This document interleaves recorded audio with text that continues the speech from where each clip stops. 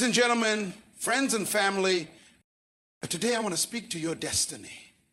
Not your emotions, not your friendships, not even your comfort zone. I came to speak to the seed of greatness buried inside of you.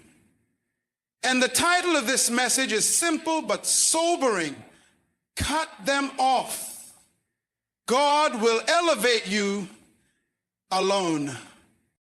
Let me begin by declaring this truth. God never promotes a crowd. He promotes an individual. He speaks to a person. He separates a man. He isolates a woman. He calls one, not many, because your destiny is too critical to be a group project. Now listen carefully. Before elevation comes separation. You must leave in order to arrive. You must disconnect in order to be reconnected to the mind of God. Look at Abraham. God said, leave your country, your people, and your father's household to the land I will show you. Did you catch that? Leave. Why? Because God could not show him the future until he let go of his familiar. Some of you are holding on to people God already released you from. And you're wondering why you feel stuck. You will never walk into the land God has promised while dragging people he never assigned. There are some people who are not bad, but they are bad for where you're going. They are not evil, but they are irrelevant. And until you learn to cut them off, not in hatred, not in arrogance, but in obedience, you will delay the elevation God designed for you. See, many of us are loyal to history at the cost of destiny. But let me remind you, God doesn't anoint comfort zones. He anoints callings. And callings require clarity.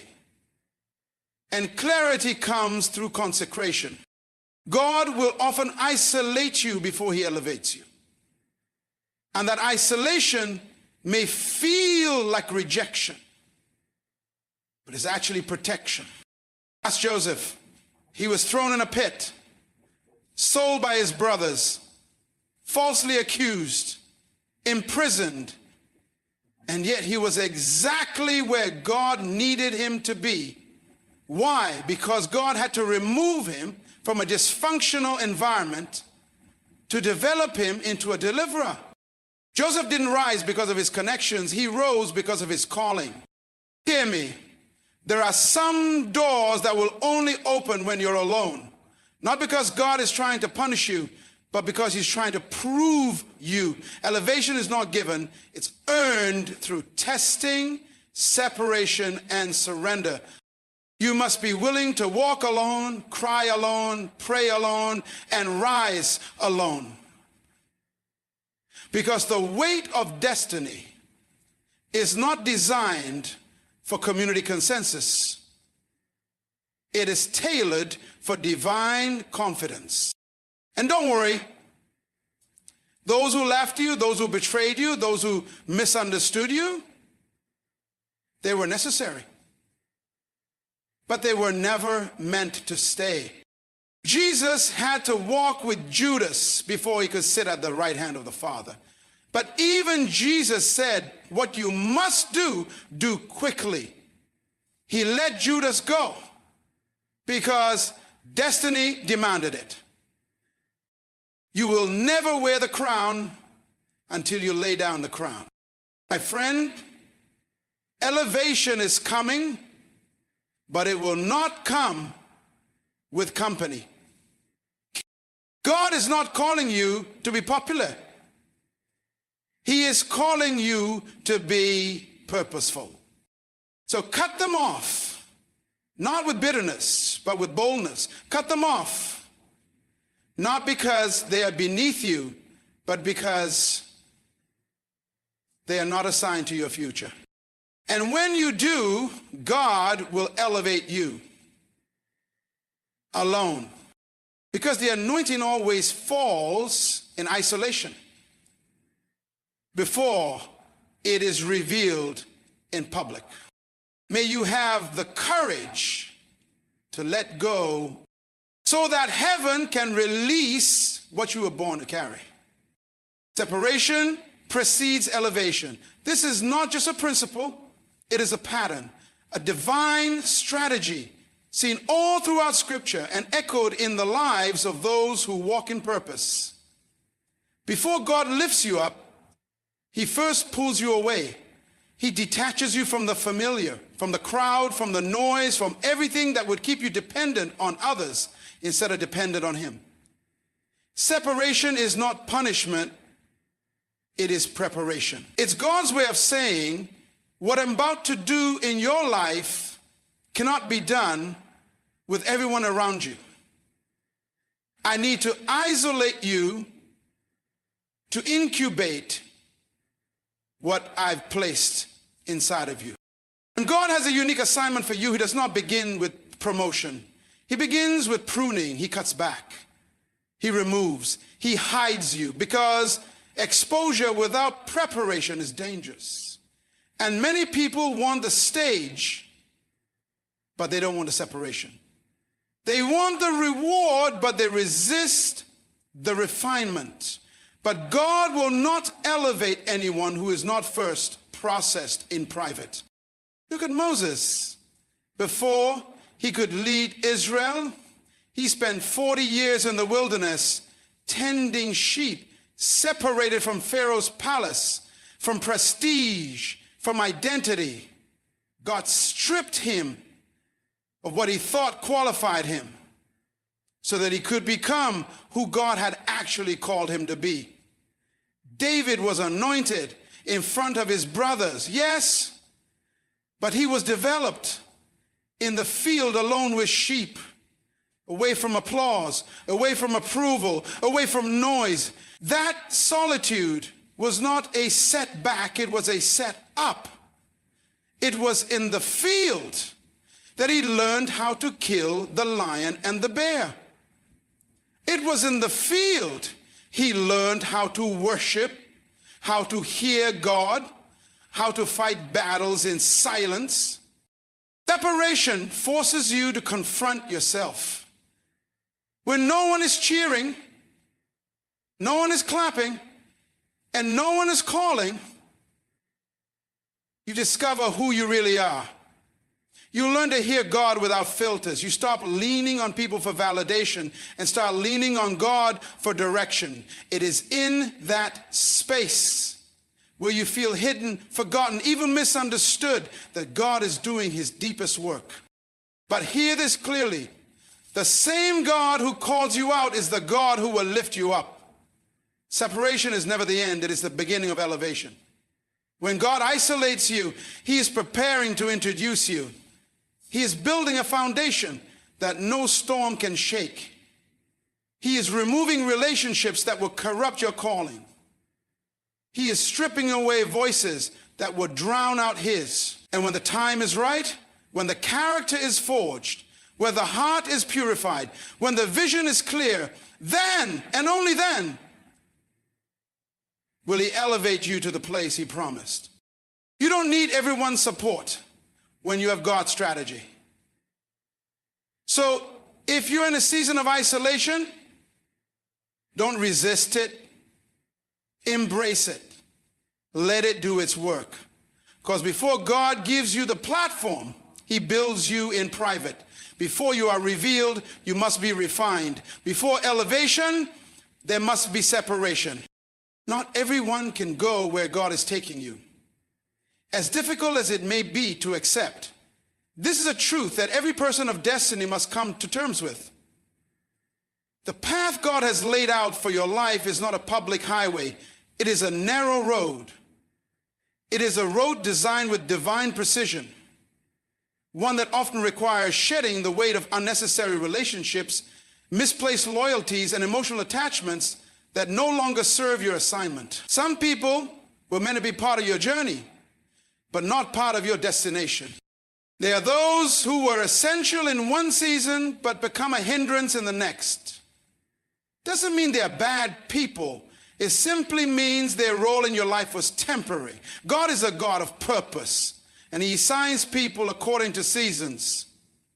When the season changes, so must the circle.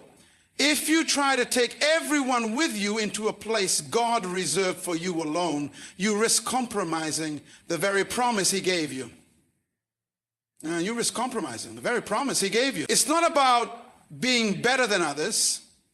It's about being obedient to the blueprint God has for your life. Jesus had 12 disciples, but he only took 3 to the mountain of transfiguration. And when he went to the cross, even the 3 could not go.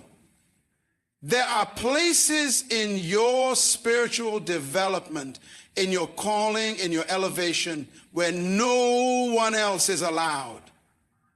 There are certain revelations God will give you that can't be shared prematurely because others may not have the capacity to understand or steward what God is showing you. Sure or not, what is sacred to you may be common to them. And that's a risk you can't afford when your future is on the line. Trying to drag people into a season they were never prepared for will only create unnecessary weight. They won't understand your discipline, your sacrifice, your urgency, or your boundaries. And if you're not careful, you'll start compromising your values just to maintain company. You'll begin shrinking your vision to keep people comfortable. But vision must never be negotiated for companionship. Assignment must never bow to attachment. God is calling you higher. And elevation demands separation. He's calling you into spaces of clarity, focus, and refinement. Not everyone has the stamina to climb with you. Some were content with the valley while you were built for the mountain. And if you keep waiting for them to catch up, you'll end up stuck between obedience and sentiment, between purpose and people. But destiny does not wait on permission. It requires movement, even if that means moving alone. And God starts to show you glimpses of where he's taking you. It's not to impress others. It's to prepare you. Some people won't celebrate you when you begin to shift. They'll accuse you of changing, of being distant, of thinking you're better. But the truth is, you're not changing to impress. You're transforming to obey. You're not leaving them behind out of pride. You're stepping forward out of purpose. And understand this, those who are truly assigned to your life will grow with you. You won't need to force them. They will evolve naturally. But for those who can't or won't grow, let them go in peace. Release them with love. You're not abandoning them. You're aligning with God. Because where he's taking you requires a version of you they may not recognize. And if they can't honor the calling, they can't stay for the elevation. So don't apologize for moving forward. Don't apologize for obeying the whisper of God. Not everyone can go where God is taking you. And that's how you know the place he's taking you is sacred. Clinging to the wrong people can delay destiny. Sometimes it's not the devil that's holding you back. It's your refusal to let go of the people God has already removed his hand from. There are individuals who were part of your past but have no role in your future. And the longer you hold on to them, the longer you postpone what God has already prepared for you. Destiny has a pace. It moves according to divine timing. And when you're yoked to someone who isn't aligned with God's direction for your life, it creates drag. It creates friction. It causes delay. You can't walk into a new season while dragging the baggage of old alliances. There are people who are emotionally comfortable but spiritually costly. They feed your history but they starve your future. They agree with your brokenness but resist your healing. And if you're not careful, their presence becomes a stronghold, a false sense of loyalty that God never required of you. Sometimes the greatest test of obedience is not leaving sin, but leaving company that feels safe. In the Bible, Lot's wife looked back, not because of the city, but because of a tie she had within it. She couldn't let go.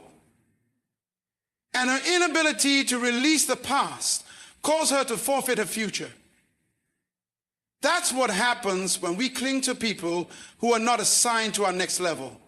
We become stuck in a moment that God has already moved on from. You cannot carry divine purpose and dead weight at the same time. Some people were only meant to be passengers for part of the journey. They came to teach you something, to show you something, to expose something. But once that lesson is learned, their time is up. And yet, because of emotional attachment, fear of being alone, or guilt, we keep them around, hoping they'll transform into something they were never called to be. That's dangerous. Because delayed obedience becomes disobedience, and prolonged disobedience leads to wasted years. When you cling to the wrong people, your discernment becomes clouded. You stop hearing God clearly because you're filtering his voice through the opinions of others. You start hesitating on divine instructions because you worry about reactions instead of obedience. And slowly the fire of your calling dims, not because you weren't chosen, but because you refused to choose correctly. Destiny requires courage. Courage to let go of what's familiar. Courage to walk alone if necessary. Courage to trust that what God has ahead of you is better than what you're afraid to leave behind. Clinging to the wrong people creates delays, detours, and distractions. It attaches you to cycles that God broke off long ago. And it keeps you small when you were called to expand.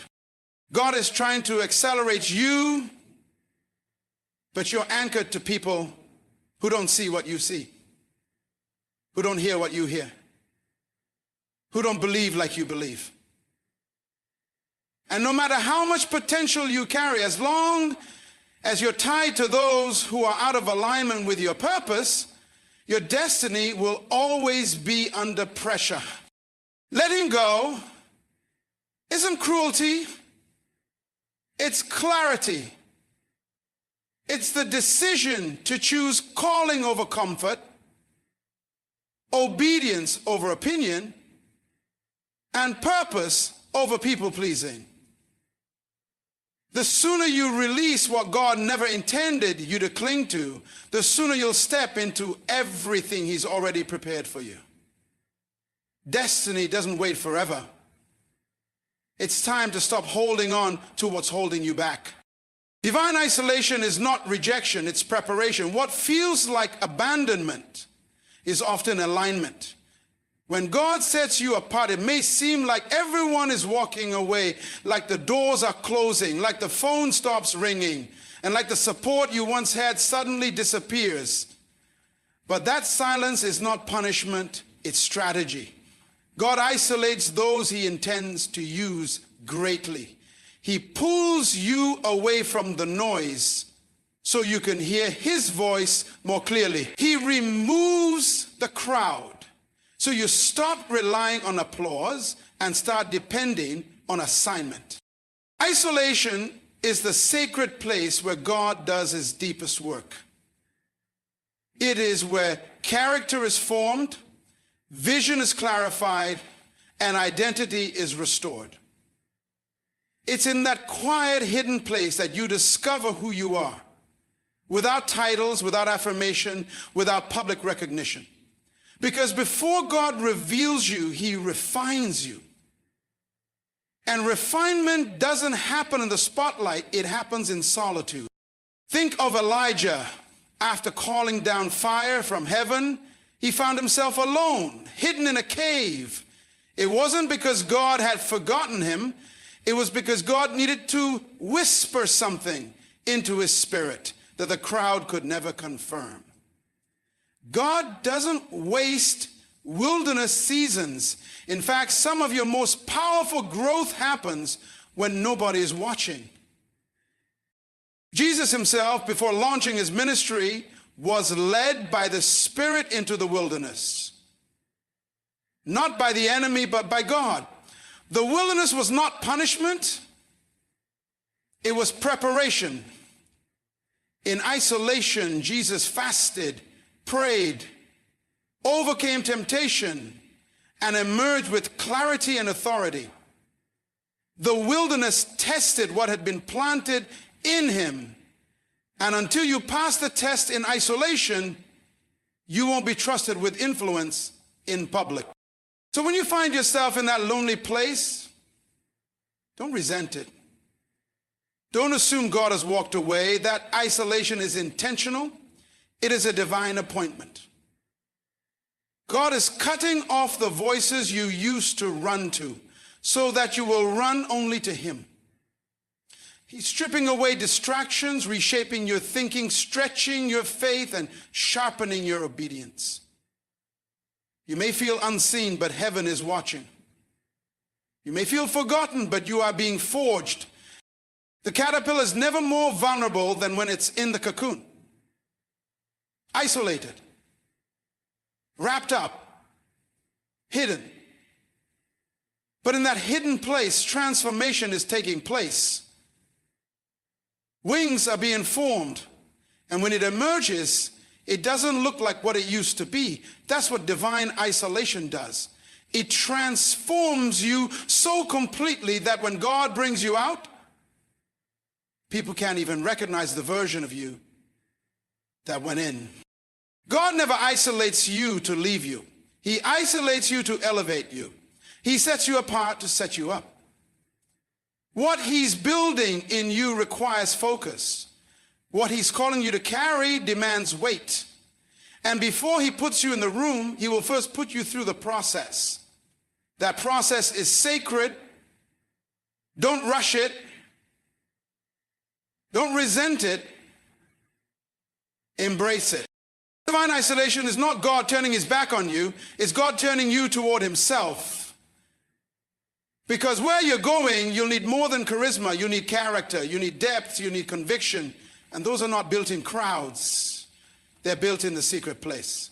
So stand still in the solitude. Let God finish what he started. He's not rejecting you. He's preparing you for something greater than you can imagine. God removes to make room. When something or someone is taken out of your life, it's not always because of failure, betrayal, or loss. Sometimes it's because God is clearing the space for something greater, deeper, and more aligned with his will for your life. What feels like subtraction is often preparation for multiplication. What looks like loss is often divine editing, removing characters that no longer fit the next chapter of your story. We often pray for increase, for promotion, for open doors, but we forget that increase requires space. You cannot pour new wine into old wineskins. You cannot step into a new season while holding on to expired assignments. When God begins to remove things, it's not always because you've done something wrong. It could be that you've outgrown the place, the relationship, the environment, and what used to fit no longer does. God is intentional. He doesn't waste movement. Every removal has purpose behind it. Sometimes he removes people who would have slowed your progress. Sometimes he removes opportunities that would have distracted you from your true calling. Sometimes he shuts doors not to punish you, but to protect you from walking into something beneath your potential. Sometimes he removes people, and yet the process of removal is painful. It stretches your heart. It tests your trust. It forces you to confront your dependency on things that were only meant to be temporary. But if you allow yourself to grieve what's gone without losing sight of what's coming, you will begin to see the wisdom of his ways. What you thought was rejection was actually redirection. What you thought was the end was simply God clearing the stage for a better beginning. Remember Gideon? He had 32,000 men ready to fight, but God said, too many. He reduced his army to 300, not because God wanted him to fail, but because he wanted the victory to be unmistakably his. Sometimes God will strip you down to what looks like nothing just to show you that he is more than enough. He'll remove your plan so he can reveal his. He'll remove your crutches so you learn to walk in faith. When God removes, he is making room for clarity, for strength, for deeper intimacy with him. He is rearranging things so that your life is no longer cluttered with distractions, compromises, and counterfeit blessings. He is pruning you so that you can bear more fruit. Not just any fruit, but lasting fruit. Don't fight the pruning. Don't mourn over what God has already released you from. If it left, it was not meant to stay. If it broke, it was not meant to be built upon. God knows what's ahead, and he knows what you need and what you don't. Trust that every removal is connected to his greater design for your life. Because before he gives you more, he makes room. And what he has in store is always worth what you had to release. Your assignment is too critical to be distracted. You weren't born to blend in. You were born with divine intention, crafted by the hand of God for a purpose that carries eternal weight. And because your assignment carries weight, your focus must carry discipline. Distraction is not always loud or obvious. Sometimes it's subtle. Sometimes it comes dressed as good opportunities, familiar relationships, comfortable routines, or even well-meaning voices. But anything that pulls you away from what God has called you to do is a threat to your destiny, no matter how harmless it seems. The enemy doesn't always destroy purpose with destruction. Often he simply delays it with distraction. If he can get you to disobey, he'll get you to detour. If he can't tempt you to fall, he'll tempt you to wander. A distracted heart loses clarity. A distracted mind loses momentum. And a distracted soul eventually forgets the urgency of its assignment. There is a timing to your calling, a window of impact that cannot be wasted. Trying to explain yourself to people who don't understand, or pleasing crowds who were never assigned to affirm you. Your time is too valuable to spend it entertaining drama, debating critics, or feeding insecurities. Purpose demands protection. It demands you guard your mind, your time, your relationships, and your vision. Look at Nehemiah. When the enemy tried to pull him down from the wall with lies and intimidation, his response was simple and powerful. I am doing a great work and I cannot calm down. That is the posture of purpose. That is the mindset of someone who knows the cost of distraction. Your calling may not be applauded and your discipline may not be understood, but your assignment is not up for negotiation. It is not casual. It is critical. There are souls connected to your obedience. There are generations that will be impacted by your faithfulness. You don't have the luxury of wasting energy on things that bear no fruit. Every moment spent off course is a moment lost in destiny. And while God is gracious, time is still precious. You must be ruthless with distractions. You must be bold in your focus, because heaven is watching And the earth is groaning for the manifestation of those who will rise without compromise. You don't need everyone to understand your path. You just need to walk it. You don't need every door to open, just the one God has marked for you. And when your eyes stay fixed on the one who sent you, every temptation to be distracted loses its power. Stay sharp, stay anchored, stay hidden if you must, but don't get sidetracked. Your assignment is too critical to entertain things that don't align. Too necessary to be slowed by the unnecessary. Too sacred to be shared with distractions. Keep building, keep pressing, keep going. Separation may be painful, but purpose is worth it. There is a cost to walking in what God has called you to do. And one of the first payments is often the people, places, and comforts you thought you couldn't live without. Purpose demands clarity, and clarity requires space. Space to hear God. Space to see differently. Space to become what you were created to be without the noise of familiar limitations. And to gain that space, sometimes God has to pull you away. The pain of separation is real. It's not just about losing connection. It's about letting go of identity attachments, emotional ties, and even unspoken expectations that were built in past seasons. It hurts to outgrow what once felt like home. It stings to feel misunderstood by people who once walked closely with you. It's hard to release what gave you comfort, even if it was keeping you small. But every great calling has a cost, and separation is part of that price. Abraham had to leave his father's house with no map, only a word from God. Joseph was betrayed by his brothers and thrown into a pit before his dream could come to pass. Ruth had to walk away from everything familiar to step into a new lineage. Jesus himself often withdrew from the crowds and ultimately was separated from even his closest friends as he fulfilled his purpose on the cross. Separation has always been a marker of divine movement. Purpose doesn't unfold in comfort zones. It stretches you.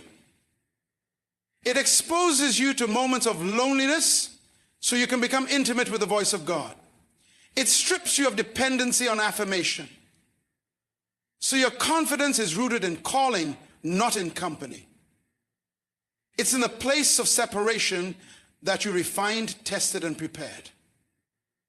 What God does in you during those silent seasons becomes the foundation for the impact you'll make later. You may not understand why certain people walked away. You may not know why doors suddenly shut. You may be questioning why your path feels narrow while others seem to walk freely. But purpose is not about popularity. It's about precision. God removes what cannot go with you, not because he's cruel, but because he's intentional. What you feel as pain, he sees as protection. What you call loss, he uses as leverage. He's making sure nothing contaminates the calling he placed on your life. You won't always get closure. You won't always have clean endings, but you will have purpose. And on the other side of the pain is a version of you that is stronger, clearer, wiser, and more in tune with heaven's direction. Separation may break your heart, but it won't break your destiny. In fact, it's often the very thing that unlocks it. You don't have to enjoy the process, but you do have to trust it. Because God never wastes the pain of separation. He uses it to carve out the path of your purpose. And when you see what he was preparing you for, the price you pay to walk away won't even compare to the glory he reveals through your life. God elevates individuals before he uses them to elevate others. Before he places you in a position to impact, influence, or lead, he first takes you through a process of refinement and transformation. God doesn't promote based on talent alone. He promotes based on capacity, obedience, and surrender. You cannot pour into others what has not first been developed within you. The oil that flows in public must be crushed in private. The weight of leadership, influence, or calling requires internal stability that only comes through personal elevation. Eventually, positions of power will be empty, and the best leaders. Before Joseph became governor of Egypt, he was processed through betrayal, slavery, false accusation, and prison. Each of those stages wasn't punishment, they were preparation. God was not just setting Joseph up to lead a nation. He was preparing him to carry wisdom, discernment, humility, and integrity under pressure. By the time he stood before Pharaoh, Joseph was not a boy with a dream. He was a man with divine authority, able to handle the very people who had once mishandled him. Elevation is not about platforms. It's about posture. It's about being raised in your thinking, matured in your spirit, and anchored in your identity so that when God does entrust you with people, resources, and influence, you steward it well. He elevates you privately before he reveals you publicly. That hidden season, that silent process, that uncomfortable growth is not in vain. It's where God is shaping the foundation of who you are so you can carry what he's about to release. Even Jesus spent 30 years in preparation for 3 years of public ministry. God elevated him in wisdom, favor, and maturity before he ever preached a sermon or performed a miracle. Why? Because the assignment was too great to be handled without internal depth. If Jesus required that much preparation, how much more do we? God will often isolate you, stretch you, challenge your character, and refine your motives, not to break you, but to build you. Because when he elevates a person, that elevation isn't just about their success. It becomes a platform for others to stand on. But if the person hasn't been elevated in mindset, in faith, in maturity, they will not elevate others. They will mislead them. God's elevation comes with responsibility. When you allow God to work on you first, when you let him elevate you in wisdom, in discernment, in clarity, you become a vessel through which others are lifted. Your life becomes a testimony. Your scars become strategies. Your process becomes someone else's permission to grow. But it starts with you. Before you lead others, God leads you. Before you carry a vision, God carries you. Before you become the answer to someone else's cry, he becomes your answer. So don't despise the process. Don't rush the private elevation. Don't get impatient when the crowd hasn't yet shown up. Because what God is doing in you is not just for you, it's for everyone he's going to reach through you. He lifts you so that your life can lift others. And when he's the one who does the lifting, no one can bring you down. You must trust God more than you trust people. People can be sincere, but still limited. They can love you, but still misunderstand your assignment. They can cheer for you one moment and doubt you the next. Human support is inconsistent. Not always out of malice, but simply because people are not sovereign. They see in part, understand in part, and often judge from the surface. But God sees the whole picture. He knows the end from the beginning. And when he speaks with complete knowledge of what he's destined for you. Trusting God above people doesn't mean you isolate yourself or reject community. It means you anchor your confidence in the one who never changes. It means that when people fall short, you don't fall apart. It means when support dries up, your purpose doesn't. It means when the voices around you grow silent, you lean in even deeper to the voice that called you in the first place. If your faith is tied to the approval of people, you'll constantly feel unstable. But when your trust is rooted in God, even rejection becomes redirection. There are moments in your journey where the very people you thought would support you won't understand why you're moving the way you are. And that's okay. Because your obedience doesn't require explanation, only confirmation. God never told Noah to wait for community consensus. He gave him a word, and that word was enough. Abraham didn't receive a group vote before stepping into the unknown. He moved because God said, move. When you truly trust God, you won't need validation to walk in your assignment. You just need his voice. People are part of the process, but they are not the source. God is the source. And when you begin to elevate his voice above every other voice, even your own, your life aligns with purpose in a way that can't be manipulated or derailed. Trust in God means believing his plan, even when it doesn't make sense. It means saying yes when logic says wait. It means moving forward when others say stay behind. Because God isn't bound by what people see. He's working with what he knows. When people disappoint you, God remains faithful. When people walk away, God stays. When people change, God remains constant. Your ability to fulfill destiny is not contingent on human agreement. It's contingent on divine direction.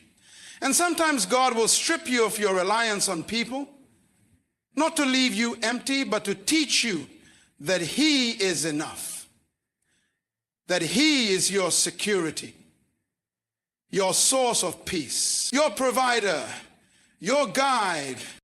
Don't let the inconsistency of people cause you to question the consistency of God.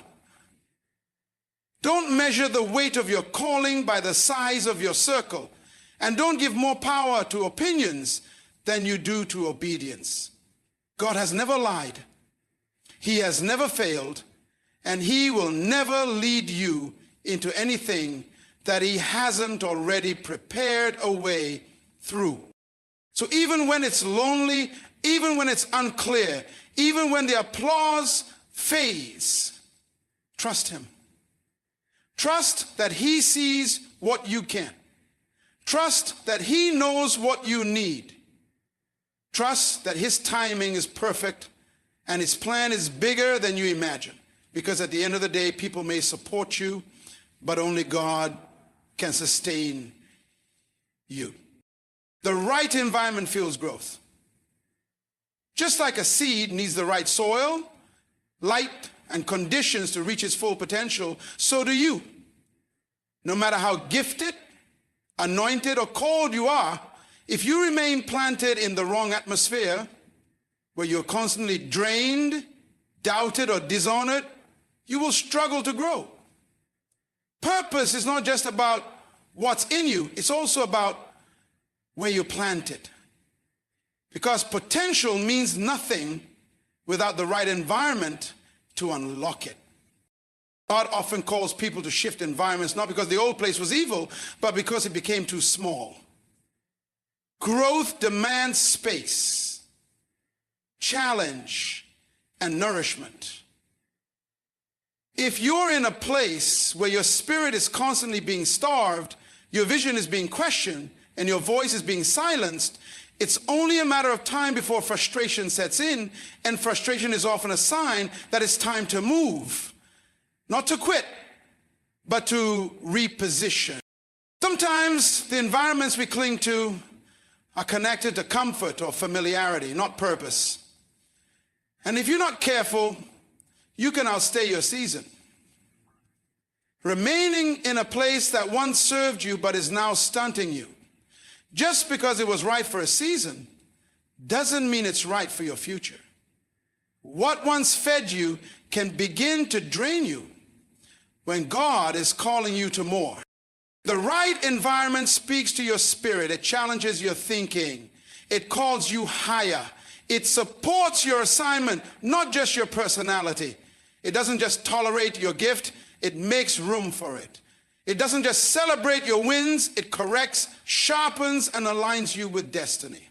And while no environment is perfect, the right one for you will always push you toward purpose, not pull you away from it. Even Jesus had to remove certain people from the room before performing miracles, not because he was limited, but because he understood the power of atmosphere.